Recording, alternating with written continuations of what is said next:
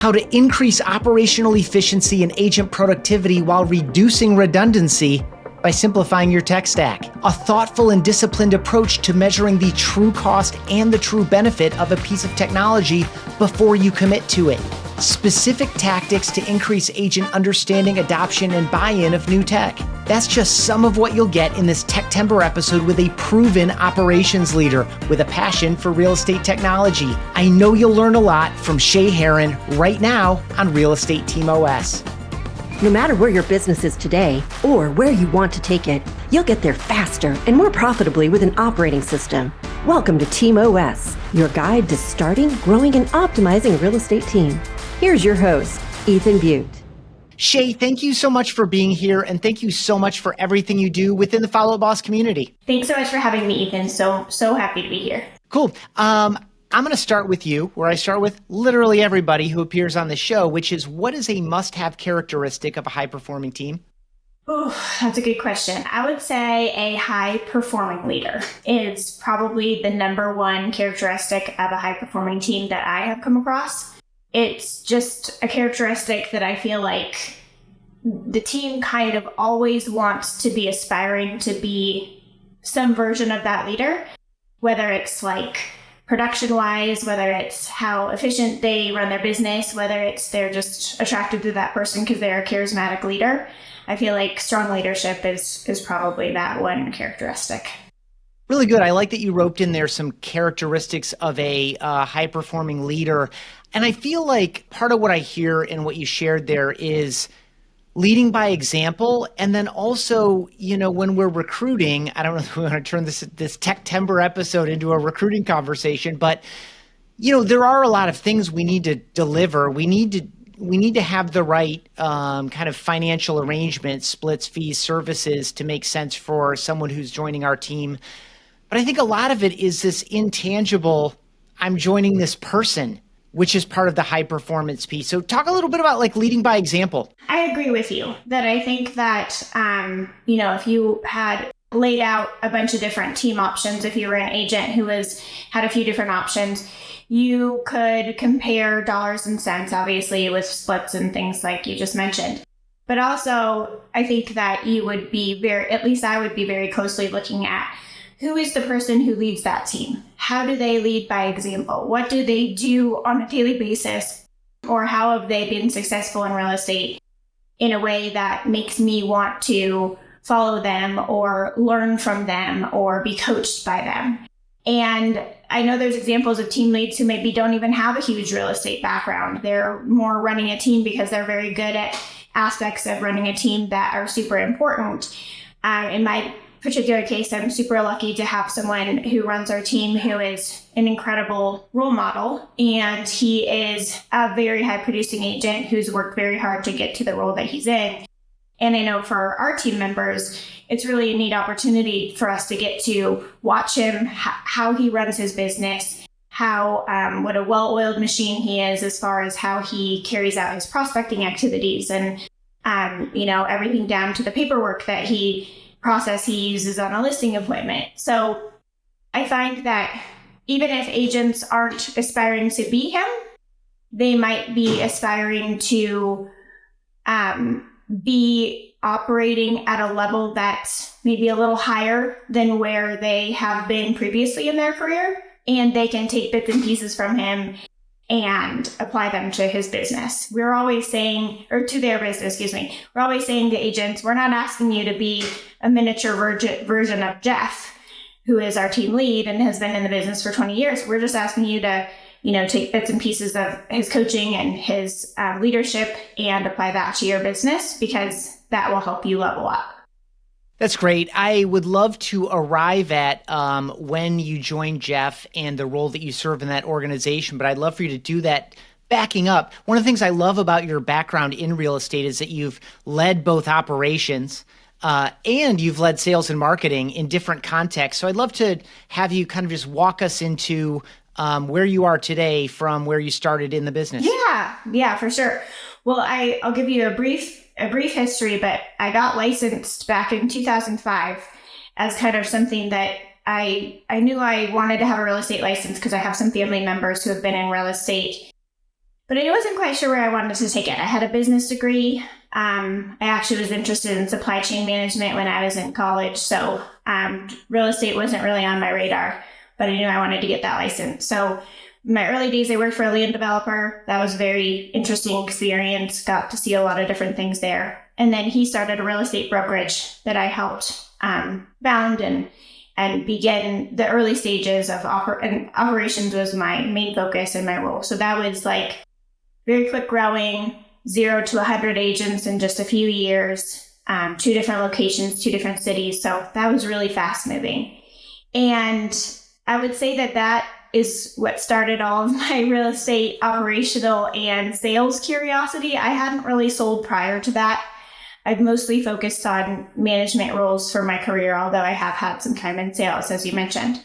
So I asked a friend if I could hang my license with him when I was kind of in transition, when I was getting ready to start my family. I have a 10-year-old daughter and a 6-year-old daughter. And he said, sure, yeah, sounds great. That was Jeff Hyland, who I currently work for. And he called me up one day and said, I have a great opportunity to take on a builder relationship, but I would really need some help from someone like you who could help keep track of things for me. And I said, well, why would you want me? I'm not really sure if that's the best fit for me because I really don't have a big background in that part of the business. But he said, well, let's just give it a shot. So we went on to grow a new home sales or builder division of his team over the course of a few years, and that became quite successful. We had hundreds of sales for a few different builders here in the Prescott, Arizona area. And then in 2020, he came to me and said, we have a few agents on the team now. I have a few buyer's agents. I'm busy enough that I have a need for more agents to help me. And I want to grow the team, but I would really need the help of someone like you to help me grow the team and help me oversee everything that goes into that. And would you be interested in kind of transitioning to that type of role? And with the age of my children, especially, I was very interested because operations had been my background. I liked sales, but I was very interested in kind of helping him grow that part of the business. So that was in 2020. And we were, I think, around maybe 4 agents or so on our buy-side team at the time, maybe 4 to 6, I would say. So that was kind of the beginning of the journey that I'm currently in now, which is team management for the Hyland Group. That's great. Characterize for us the Hyland Group, like high level, however you like. Like you already mentioned, you're in Prescott, Arizona. I can imagine there's been a ton of new construction, over the past decade or two there. Size of the team today, kind of culture, structure. Just give us a snapshot of what the group looks like today. So we are 18 agents, not including Jeff. Jeff is still in production team lead. He's listing at over 100 transactions a year, so he's very, very busy still. We have agents on our team who focus on mostly buyers, but also do focus on listings. There's a small specialized group of them that focus on listings. And then we have 6 staff members and 3 ISAs. So we're around the 25, 26 members at any given time. As far as our team, I would characterize us as a high-producing real estate team. We have a minimum standard on our team, and then the per-person productivity for our team, if you take Jeff out, because that's kind of cheating if you keep him in there, but if you take Jeff out, is still, we like to keep that number up over 20 per-person productivity. So as far as the team itself and kind of our culture, we like to have a lot of fun, but work really hard. So, we're just all very focused on client experience, making sure that, each of those clients that we work with leave feeling like they really got their real estate needs met and that we stayed a step ahead of them all along the way with sort of like an anticipatory way of serving them so that we can keep them informed as to what the next step is. And we do that in a lot of different ways, but I would say that that's, having a 5-star client experience is something that has been part of our culture for a long time. And so I feel like we attract agents for that reason. We attract clients for that reason. And then when I say work really hard, it just means everybody's working really hard to keep those clients happy. But then we also have to remind ourselves not to be too serious all the time and have a lot of fun while we're doing it, because ultimately it's pretty neat to be able to help people find a home. And truly that's kind of, it's exciting to be able to participate in people's lives in one of the biggest transactions that they ever will do. So that's kind of an overview. Absolutely. I agree with you completely. And I really like this idea of, I've come to the understanding over the past year or so of talking with hundreds of people, primarily team leaders and operators, such as yourself, that the team affords more opportunity to do that than some other formats, particularly for solo agents, just because there's so much support and leverage. And what I'm doing here is kind of teeing up where I want to go, which is, we can have the per agent productivity conversation in a lot of different ways. And we do here on Real Estate Team OS. Certainly there's the kind of the coaching training side of it. A precursor to that is how we recruit and onboard people. But what I really want to do in this Techtember episode with you in particular, Shay, is get into how operations in general and technology in particular also helps keep agents in their most dollar productive activities and on track in order to be highly productive, because that's the key to a successful organization. So I guess we'll start with technology in general. Like, talk about your philosophy of the tech stack overall. How do you think about it? What role does it play? And then we'll kind of get into a little bit of detail there. But when did you become passionate about technology, and what role does it play in your thought about how you're designing the operations of the team? So in 2020, when I was asked to get involved with managing the team, I took kind of a survey of everything that we had going on. The awesome staff that was in place prior to me joining the management team had already found Follow Up Boss. So that was a great win. And we actually onboarded with Follow Up Boss in the early spring of 2020. So we had a lot of time in that initial month or so to sit around and customize our CRM before we realized that the real estate market was about to explode. So that was great timing on our part. As I looked through everything that was in place in the team, and again, there was a great staff. Jeff's had a transaction coordinator that's been with the team I think she's going on like 15 years is what she'll celebrate as far as her anniversary this year. She's really grown with the team. We had a great operations manager who had put a lot of structure and great stuff in place. So I wasn't walking into like starting from scratch, but I definitely wanted to survey everything that was happening inside the team and then figure out if there was any ways that we could become more efficient, that we could streamline things, that we could just make agents more efficient. I think in my brokerage experience, that's really what I determined is that, an efficient agent has a lot of time for those income producing activities. The inefficient agent who may not yet understand all the tools that are available to them or struggle to get the right tools in place may work really, really hard on a lot of activities that aren't necessarily income producing and aren't going to help them to get further in their business and help more clients. And so putting the right tools in place became something I just was basically obsessed with. So Follow Up Boss was like the foundation of that. And we were pretty simple back then. We had, Follow Up Boss, and then we had a website, an IDX website that basically helped us to attract clients and to keep our, existing clients in a really easy environment to search, and then agents to have a lot of transparency. But quickly, I determined that we had a lot of different systems that we were updating constantly. Like we were, whether it be a spreadsheet or some tracking documents, or it might be, a separate software that we had.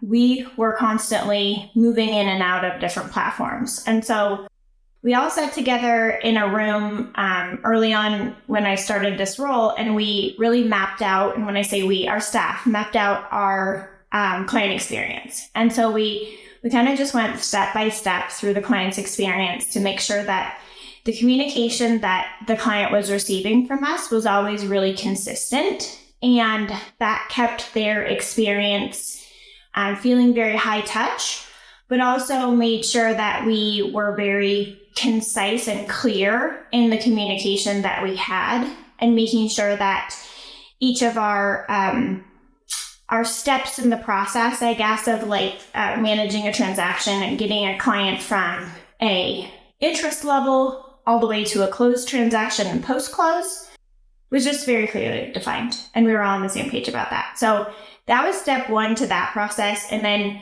once we identified all of that, I remember I had attended a webinar that week where automations had been released by Follow Up Boss. And I thought, there's so much of this that we just identified that we could be putting into Follow Up Boss in, say, an action plan. And that would give so much more transparency to our team without having to go in and out of 2 or 3 different softwares. I'm going to see about putting this all together in one place, basically. And so I took transaction checklists that we had been using for years and basically leveraged those into Follow Up Boss through action plans and some automations. And then also added some custom fields, because one of the things that I was trying to solve for is redundancy. We just had a lot of data going into a lot of different places. And so those custom fields then populated email templates. And the end result was basically that we're able to manage transactions in Follow Up Boss. So from, going back to your previous question, we have so much transparency between the TCs that we have on the team and our agents, and everybody's working from one place. And so from an early technology standpoint, that was a huge win for us, because it allowed everybody to stay as productive as possible without having to exchange a bunch of extra text messages on the side and reminders and emails. And it just allowed us to consolidate a lot and just become more efficient and collaborative. So that was probably one of our big early tech wins when I got into this role. Okay, I want to summarize that really quickly for my own purpose, to get your feedback on it and for the purpose of folks watching and listening. So you come into this operations role. Fortunately, you had switched CRMs prior to a massive ramp up in transactions. I'm sure agent growth in that scenario as well. You sat down in a room with the primary stakeholders in this, talked about what you wanted that communication and experience to look like from we first connected, however that is, to close and post-close experience. You identified redundancies, you identified duplicate data input, which then creates potentially multiple sources of truth. Well, this is the number over here, this is the number over there. Which one is it? Of course, that's really challenging as well.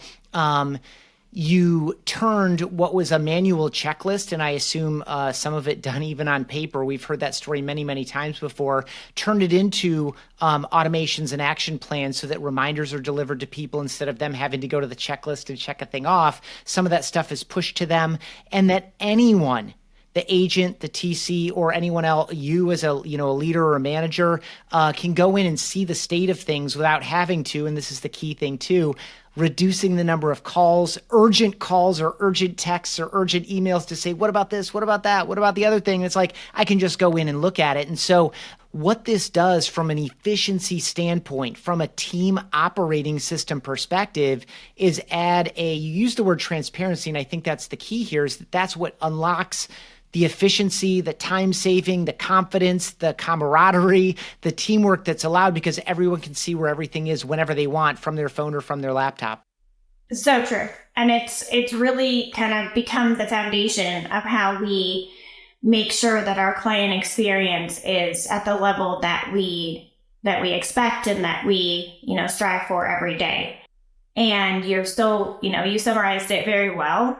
And I think you're right. I think that transparency was really the key piece to that, because, as you probably know, or people who are listening know, there's so many different pieces and points to a transaction. And so an agent has all of their duties, and even if they have a full service TC, they're probably still negotiating and speaking with the client on a really frequent basis. And so for them to be able to, see the notes of anyone else who's been in the system or been texting, our team is 100% in Follow Up Boss. So all staff is using Follow Up Boss numbers and texting and emailing out of the system, so we can all see the full contact record of the client we are all working with. And it helps us to not have any missteps. There's hardly ever a time where someone says, oh, I think so-and-so did such and such, and I'll circle back with you. It's very clear what has occurred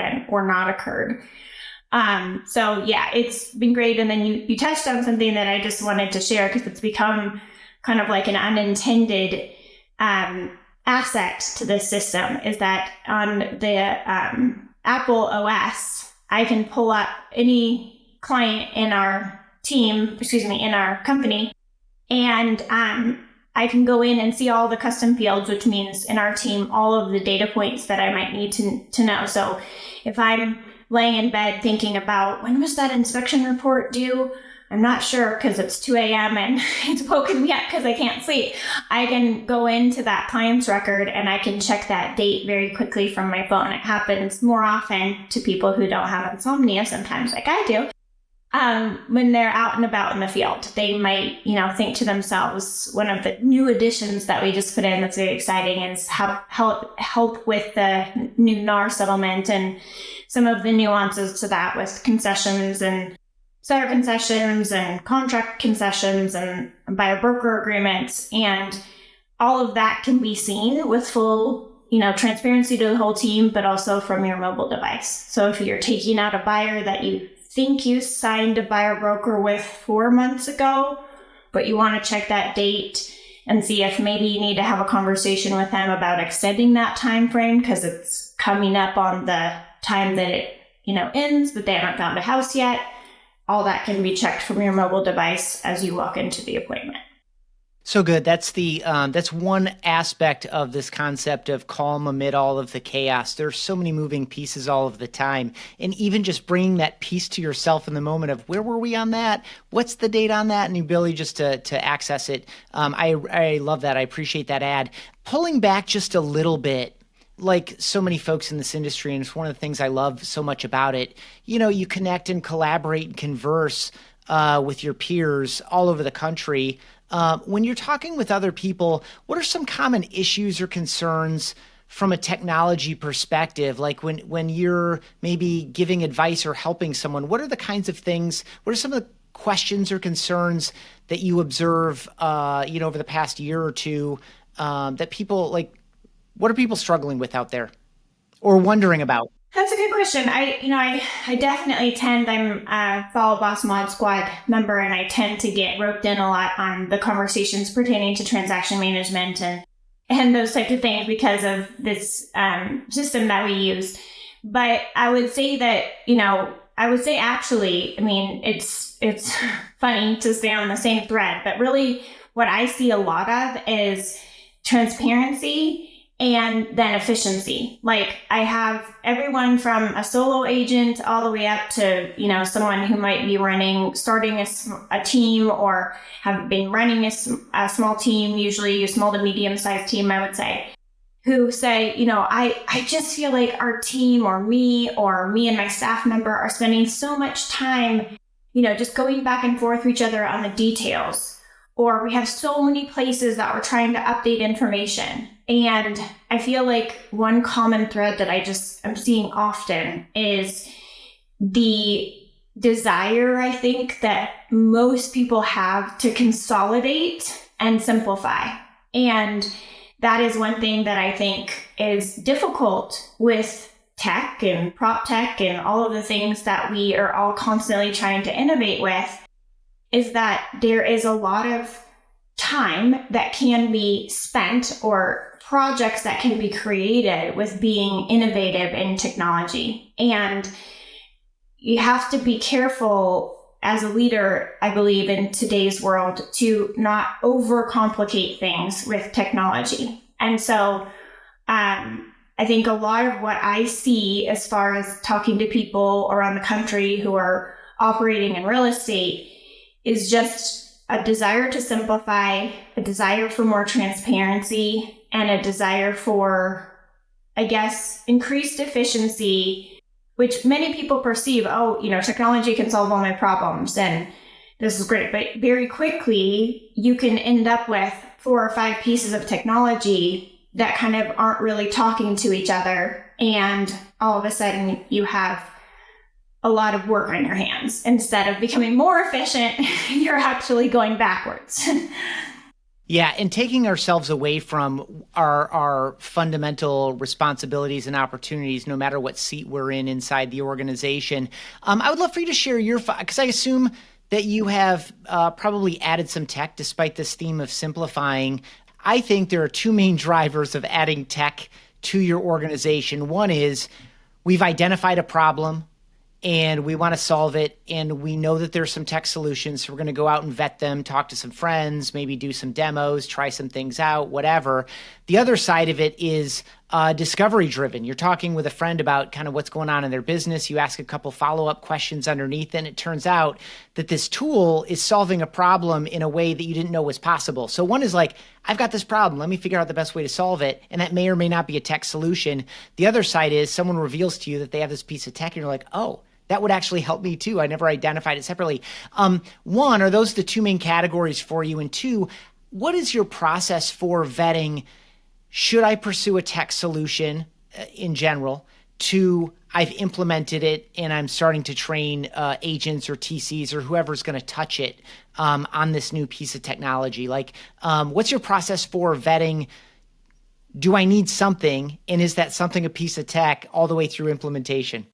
Well, I'm lucky enough to be a part of the Mod Squad and then involved in, some smaller masterminds and things like that with agents across the country, and then people who are as interested in sort of like a tech-based team that has a high level of operations or a high level of efficiency. So a lot of, like you said, a lot of what I decide to look into is brought to us by other people who might be using it, or suggestion from someone on a podcast or in a mastermind that I'm in, or even in the Follow Up Boss community. And then for me, it's really evaluation of, okay, is this a need that we have in the organization? There's so many amazing tools out there, but then there's some things that we just don't really have that need. So I really like to evaluate, is this a need that we have within our team? And then secondarily, going back to my last conversation, part of the conversation, does that integrate into what we're already doing? And if it does create a little bit more work, is the output going to be worth what the input timeframe will end up being? And in some cases, there's examples of that. Maybe there's something that, there's a missing link in our business, and it makes a lot of sense for us to do a little bit more work on the front end to have a better result on the back end.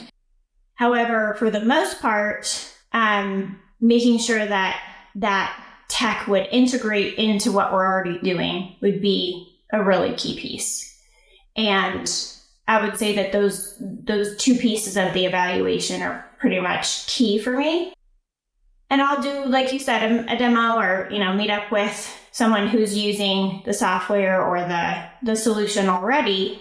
But then my decision timeframe can tend to extend out just a bit, because I really have to evaluate if that's going to help or hurt our situation, I guess is the easiest way to say that, because, we can, there's so many amazing tech partners out there. I mean, my head is always spinning with how many incredible solutions there are, but we just have to be careful that we keep things as simplistic as we can, while also not leaving any of those super helpful tools on the table and not utilizing them. When I think about kind of the cost benefit on adding something new, a few of the key pieces there. One is like keeping overhead low so that we're flexible and nimble through markets up and down. So the less we add, the less expensive our tech stack is.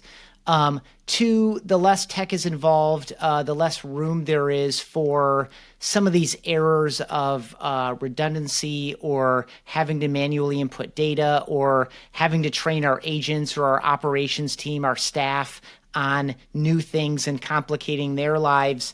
And then there's the, just all in bucket of what it takes to keep this thing going. Which is to say nothing of the startup costs of getting it built in correctly and integrated correctly. Are there any other kind of, if someone is evaluating the same way that you just suggested, I guess I'll summarize myself here, the impact on agents and or staff, the setup cost and the ongoing cost of running it just from a time, attention perspective. It looks like something broke because the reporting looks messed up. Let me go track that down and, just those kinds of like ongoing operational costs. And then just the straight up hard cost of the subscription. Any other categories that you're considering when you're thinking about the cost benefit of, should I solve this problem in this way with a piece of tech that looks like this? Yeah, great question. Two points there. One, I would say, does it integrate with Follow Boss? Because Follow Boss has become like our team OS. I mean, it really is like how we power everything in our business. And so if there's a direct integration, that's always a bonus. But then if there's a way to integrate with a third party, Zapier, or some other tool, to get the benefits that we need to, then that is a high on the evaluation list. And then I would say the other thing that you touched on that becomes really, it becomes hard to evaluate and I think easily forgotten is how much time is it truly going to take to update the system and maintain the system and, like you said, troubleshoot a broken report. Because I think that as operations professionals, we can sometimes really think that something's a great idea because it's going to give us a higher level of reporting or a higher level of transparency about our business or give our agents more tools.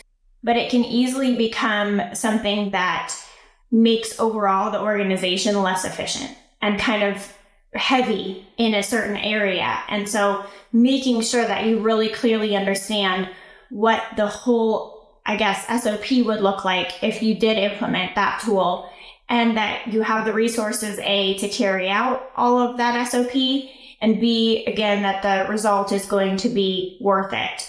Because just to put in a system to create a report or to have a little bit more transparency, usually in my experience results in over time that system being either creating a lot of inefficiency in an organization or being sort of abandoned or forgotten over time because the time it takes to continue to maintenance it becomes sort of like a drag on the overall staff and systems. So that's really a key piece for me. And I've made mistakes in the past. I mean, it's not a perfect science where I can always evaluate that perfectly. And sometimes I'm trying to solve for a need that we have that, I make the wrong choice. But I really try to evaluate that piece of things at a high level because that's where I've probably had the most missteps, is underestimating how much time and energy it's going to take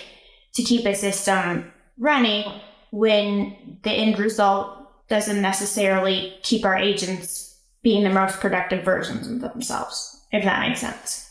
Such a good caution in there. There's also another caution in there, a reminder or recommendation, depending on where someone is with this idea of what is the system or process? Like, we're designing an SOP for this part of this thing. How do we do this around here? Who's involved, et cetera? And so if you have a problem or an opportunity, it's related to some stage of the client experience at some level. And if you don't have that SOP without this new piece of tech, then you're not in a position to evaluate whether or not that new piece of tech is going to help. And the reminder or the caution you added is rewrite the SOP in advance based on what knowledge you have of that technology, and is it actually better or not? And then that extended my thought to another question I wanted to ask you is, I feel like you're taking a cautious and thoughtful approach. And I don't know that how common that is, but I really appreciate your cautious approach to adding new stuff. And I think through that approach, you're solving this question area I wanted to go into, which is agent buy-in and agent or staff buy-in, depending on what the tech is designed to do and like where it fits in the process, who's going to be accessing it, who's going to be reliant on it, who's going to be interfacing with it, who needs to be trained on it specifically. So whether it's agent or staff, you need to create some amount of excitement. Hey, you remember how this used to happen this way? Well, good news, we're doing this thing and it's going to be so much better. And now we're going to do the training on what it is. Like, I think your cautious approach and thoughtful approach has baked in why should a staff member or an agent be excited about this change, which makes them, brings them halfway down the road to being trained more effectively. A, is that true in your experience? And B, any other tips on creating buy-in and adoption of tech? Because I know that's another key issue is we got this thing for our agents and only 30% of them use it. There are a number of things that break down there. I'd love to know, I would assume yours is higher for a variety of reasons, but share anything that comes to mind with regard to getting buy-in and adoption on the agent or staff side, depending on what the tech is. Yeah. So kind of going back to what we've talked about before, if the tech solves a problem for us, then that introduction and adoption and training goes a lot smoother. If it's just a bell and whistle that I think is cool, those are the hardest ones for me to get adoption on. And so I would say that, in the approach in introducing that new concept to whether it be staff or agents, really working on the presentation to make sure that they understand what the problem is we're trying to solve and how this system will solve it. And then in an ideal world, if I've done my due diligence, I have a pretty good idea of how we're going to implement it into our current system. And maybe there's a step or two that we need to add somewhere along the way, or we need to modify our intake process, for instance, or something like that. But the change is relatively manageable. Anytime that I dig into something, a tech tool, and I start to get down that path and realize that we're going to need 5 days of training in order to make it work, that's usually when I really have to evaluate if there's going to be a benefit. And I would say that generally speaking, to address the adoption part of the question, when we can solve a problem, that always goes better. But then what I've found, and I've learned this from lots of coaches and my team lead and all kinds of people across our industry, we have to remind ourselves that the skills that it takes to use tools to become more efficient are a learned habit. And so making sure that we have the systems and resources in place to introduce these tools to, especially as we've grown into a group of 18 people. For instance, if I'm introducing a new agent tool, I really try to take the approach of some sort of like a verbal presentation, so a webinar or some sort of introduction. Then I followed up with having a process document that a more visual agent can follow. I keep that information in our SOPs, but then also on our agent tools website so that they can go back and reference it. I mention it in our group chat channel often because I'm just wanting to remind people to get back to that. I'm talking to them about it, the tool in our one-on-ones, and asking them questions about how they're using it and if they've had any trouble implementing it.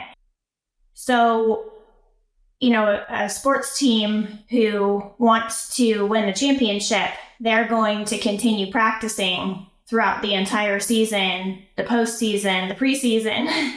They're going to stay, very dedicated to whatever they want to improve on. And I feel like in managing our group of people, that's often the mentality that we have to adopt, is sort of continuous improvement. And when I was early in my career, in this role, I guess, I felt like, gosh, I feel so redundant. I keep talking about this. But what I've learned over time is that people assimilate information very differently and at different times. And They're available to take on information kind of in different settings more easier than others. And so as we've grown, I've really had to adopt my technique to be sort of all encompassing and then also talk about it more than I really feel comfortable with. And so I'm a bit of the squeaky wheel, but I'm always trying to bring it back to what problem we're aiming to solve and how our goal is to make our agents and staff more productive. Yeah, I love that. And again, when you're solving a problem for them or with them or taking something off their plate through this tool, they should be happy to hear about it. And it's a reminder of the value that you're providing and the thoughtfulness that you're putting into the process and the system and everything.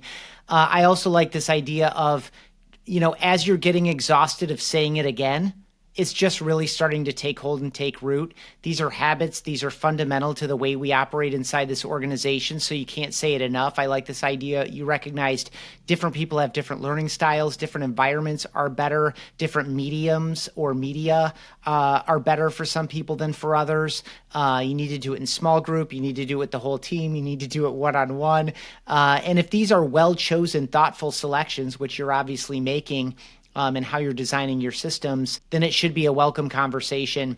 The other thing you offered early on in that offering there is worth restating, which is an Agent Tools website, a place where people can go and get reminded of these things on their own. That's another way to teach. And then also the idea that all the SOPs are in one place, and that I assume anyone in the operation can access any of them at any time. Is that true? Yeah, so we have a couple different places for that. Some of the early coaching and operations gurus that I followed when I was learning how to really ramp up this stage of my career as I got into team management were really just big on these, keeping everything organized. And I had, years ago when I had the brokerage management role, I had created sort of a foundation of this. And I just find that, I'm obviously a SOP and procedures-based person. I know not everyone is, but I wanted to make sure that those people who were wanting to follow that type of direction had the access to it. And so we have two different ways that we do that on the team now today. We have sort of like an internal SOP repository that anyone on the team who is a staff member continually updates. And our VAs use those SOPs. It's a pretty comprehensive library. But then we also keep just the agent-facing tools in a internal intranet. And so any agent on the team can go in and find lots of tools available to them, everything from writing a purchase contract or tools that they need to do research on, CC&Rs or,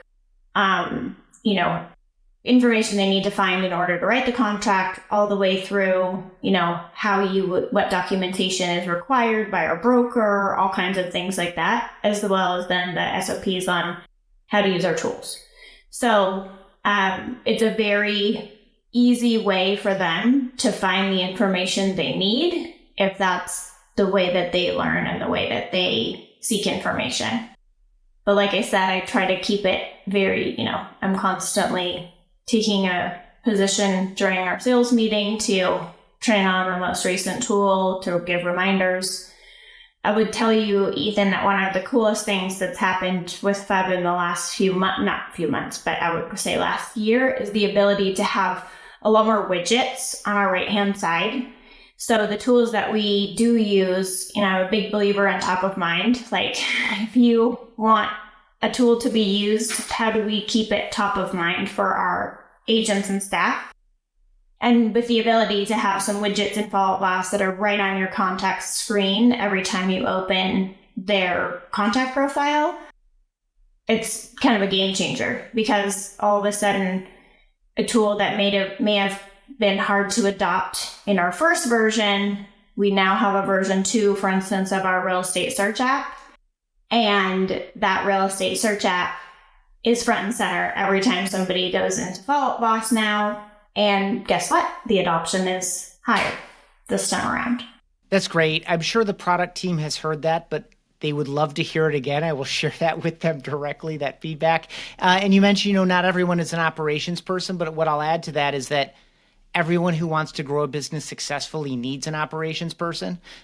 You also mentioned that early on, as you're kind of getting your legs under you and figuring out how you wanted to do this role and this job, you mentioned some coaching and some resources. I'd love for you, before we go into our closing pairs of questions, where you can answer one or the other, where did you turn for, or I guess two categories that I'd love to hear from you on.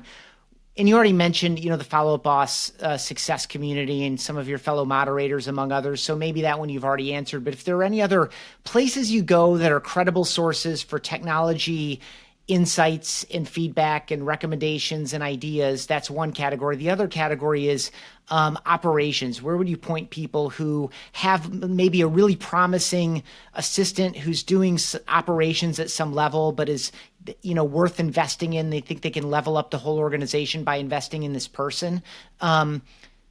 Places you'd recommend for credible information on tech, places you'd recommend for credible, valuable information on operations and operations coaching and training. Early in my this phase of my career, I was lucky enough to be connected with Emily Smith from the Weimer Group, and she became kind of like my idol. And I thought, wow, she's done so many amazing things. And so I literally kind of like stalked her online and DM'd her and asked her if she would just have a couple quick calls with me just to help me kind of guide my career journey at that time. And she was kind enough to bring up the Ops Boss coaching program. And that is a really neat organization. It's all operations professionals in real estate. And that was some of my earliest coaching in the role that I'm in. And I would say it was very foundational for just getting our operating systems in really tip-top shape. And that was a community, but it was also like a conference that I attended. I think it was from 2021, and then a coaching program I was a part of. So really was a great community. So I would say for anyone who's in that admin role, who's interested in operations or who wants to level up, there's a lot to offer there with Ops Boss coaching. And then I kind of moved on from there to some Check Black coaching that was operations focused. And I've done quite a bit of different avenues there through some of the different amazing operators that he has attracted and pulled together. So I would say that that's another great place to just keep up with what John is up to at all times. And then I really, tapping into a mentor. Emily, I asked her to coach me at one point, and she said, that's not really how I'm set up, but I'll answer any of your questions anytime. And so just finding somebody who you like to, like their style, think that they're doing things in a more advanced way than you're doing is huge. Mastermind groups, I can't say enough about them. I've learned so much from all the mastermind groups that I'm a part of, constantly learning every day from either people's mistakes or people's triumphs. So that's been just a really great way to learn in my career. And then I have to give a shout out to someone. Justin Benson has been kind of a mentor, but also he is just such a wealth of knowledge and such an interesting person. And from a tech standpoint, I would say that every time I get on the phone with Justin, whether it's for our organization to help us build a tool, we reduced our data entry this year with a huge, by a huge amount with an intake form, and his team is so awesome in helping us to get more efficient at all times. And every time I get off the phone with Justin, I have my mind blown by some anecdotal tip that he's given me. So I would say just finding smart people and making sure that you stay close to them and follow what they're up to, because there's a lot of tidbits there to help you grow as you go forward in your career. There was a lot there. That was fantastic. So quick Did I cross do it? promo. Sorry. Yeah, that was great. Okay. Justin Benson, Barra Agency, if you want to check him out online. He was our guest on episode 41, also a Techtember episode. Emily Smith, COO at Weimer Group Realty, amazing human being and a great operator. She was our guest on episode 16 of the show.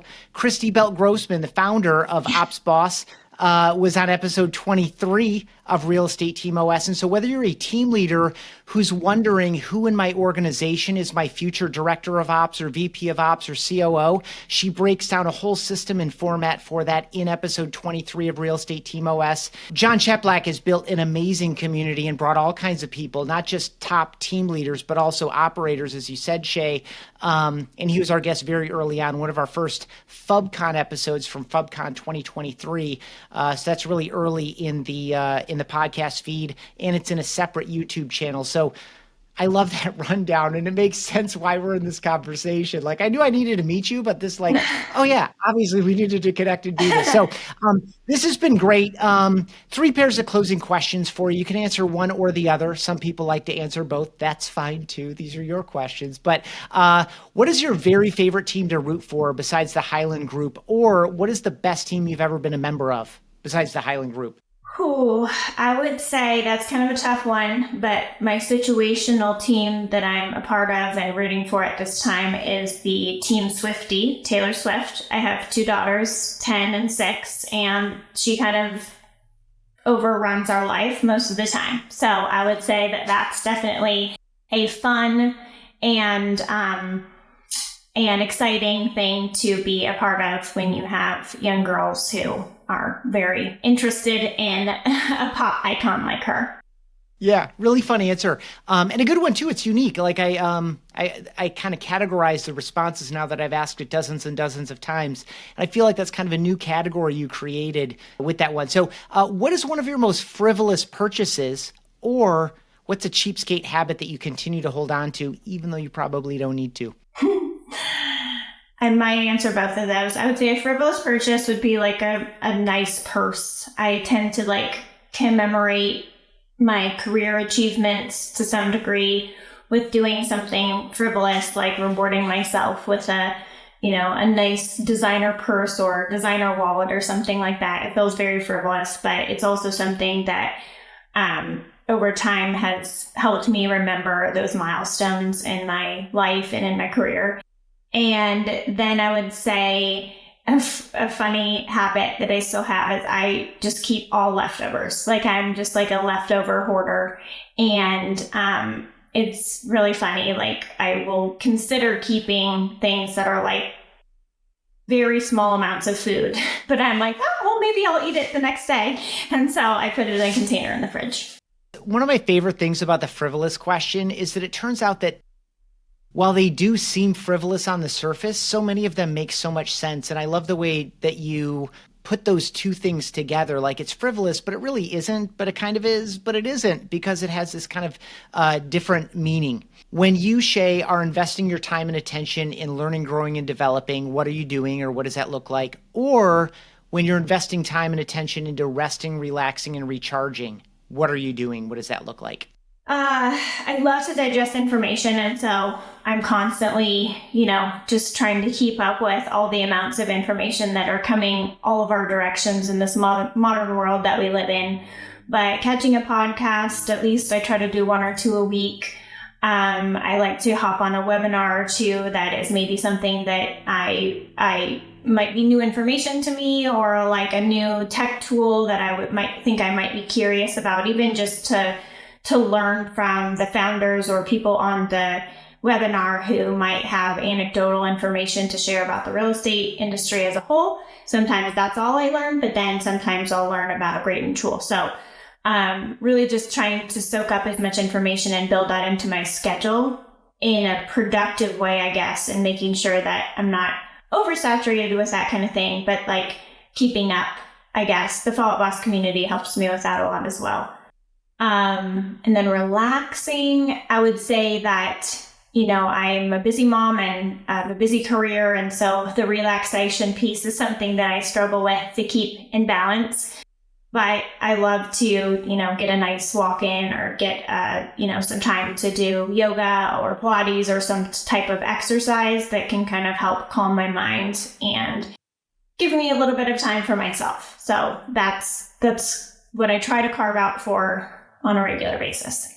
I love it. I think some people imagine resting, relaxing, or recharging as laying down somewhere by a pool or by a beach or something. But which the is idea nice of being too. I mean, I would yeah, take that.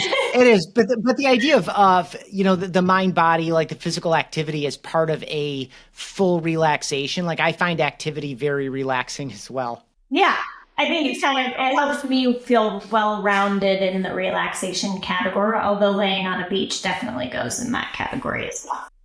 Good. Totally fair, especially as an Arizonan. Do we call you Arizonans? Yes, Arizonans or Zonies, Okay, good. depending on, who you are. In California, in Southern California where I went to college, there's like a term and they call the influx of Arizonans in the summer the Zonies being here. So that's good. Some slang. I'm glad I guessed right, and I appreciate that kind of like the insider dynamic too. Yeah. Cool. Well, I'm definitely going to link up down below for everyone watching and listening in YouTube or Apple Podcasts or Spotify, or watching or listening on the website, realestateteamos.com. We always write these episodes up so you can get like reminders and even endpoints in the YouTube videos of different things that Shay talked about throughout this conversation. But I also drop links down there. So there's going to be a link specifically to the Follow Up Boss Success community. But Shay, where else should I send people who want to learn more about you, some of the things we talked about the Hyland group, or anything else? Like what link should I add? Yeah, for sure. Well, I'll give you these links to provide, but I have a website, chellyherren.com. I have some information about the TC system that I've built, because I do get asked about that often on that website, as well as some of the other speaking engagements and lots of free tools that I've given out over the years in some of the different panels I've been on and things like that. And then the Hyland group is PrescottAreaProperty.com. And yeah, we'll make sure that those get linked below. Awesome. Thank you so much. I appreciate you, and I hope you have a great rest of your day. Yeah, thank you too, Ethan. Thanks for having me. Thanks for checking out this episode of Team OS. Get quick insights all the time by checking out Real Estate Team OS on Instagram and on TikTok.